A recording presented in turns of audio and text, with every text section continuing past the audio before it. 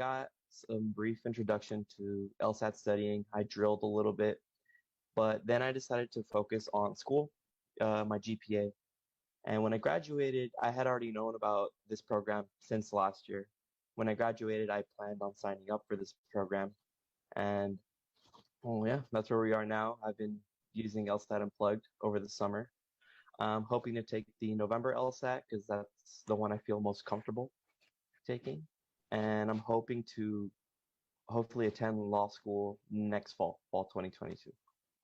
Fantastic. Well, I'm glad to have you on board, and I'm glad to help however I can. Any particular challenges that you're facing where I could support you?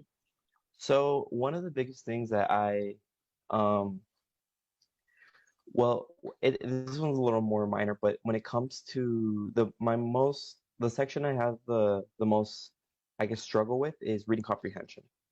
And reason being is that it's hard for me to not pay attention. That's not the word I want to use, but focus at times. My mind will wander. I'll be reading, I'll forget what I just read, and I'll have to reread.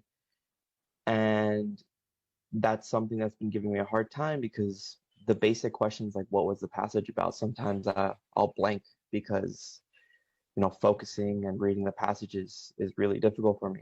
When it comes to games are my best section. I feel like I'm interacting the whole time, but reading comprehension, that's the one hill that's been the hardest to like cross or get over.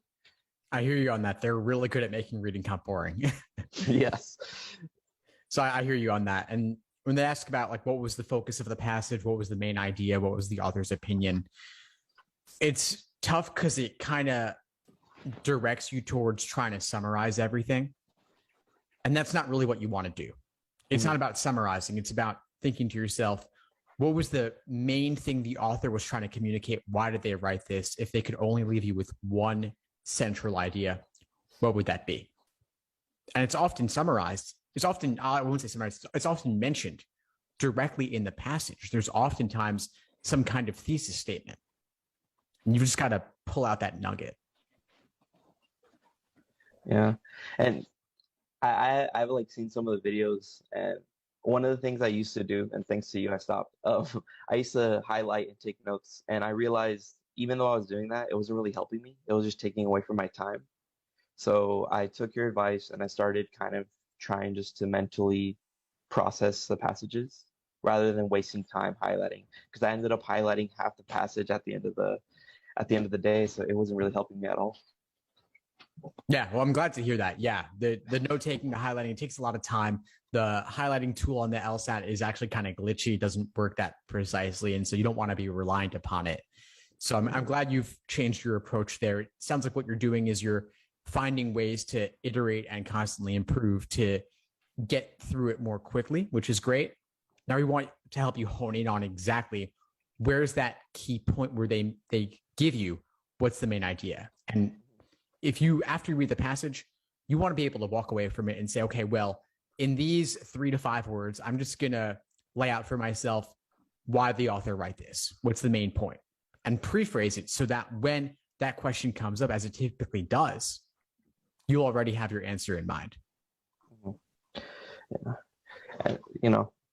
And, and that's so that's the, I guess it's one of the obstacles I've had, but the biggest one is a more general one, and I'm pretty sure you've spoke to hundreds of students who have this, is just the test just gives me anxiety. Like I'm so nervous for it, and it's one of those things where it's like this big giant I have to deal with.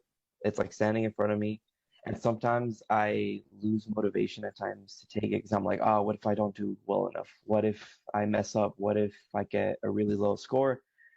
And I guess sometimes it's I feel like it's better to study with motivation rather than fear. And sometimes I feel like I'm studying out of fear of not doing my best. And that's like my biggest issue in terms of the exam. I hear you on that. Yeah, I mean, the LSAT's important.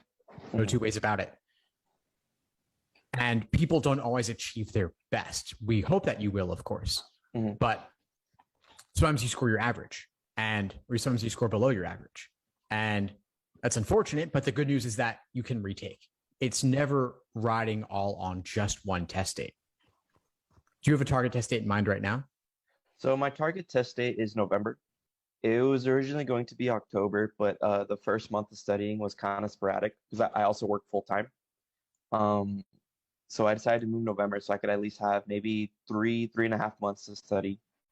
And the way I kind of had planned out was depending, well, not depending, but I was hoping to take November and then January, depending on the score I get in November. A majority of the schools I'm applying to, their application deadlines are around February, March. So I want to say I'll be okay, but I'm not too sure. Well, virtually every school will take January LSAT results. I can't think of a single one that doesn't. And reach out and ask if you're concerned about it. Just reach out and ask. And you look at when the January LSAT is, when do scores come back? They haven't released an exact score release date for January from what I've seen, but you can ask law schools, hey, like given your deadlines of February, whatever, will you take January results? They'll probably say yes. At least that way you can remove any concerns around that. I can tell you that January LSAT is right smack in the middle of the cycle. It's certainly not late. Mm-hmm. And so there's no real downside to taking January versus November. If you can get even just a point or two more, it'll make it well worth going for January. And sorry, go ahead.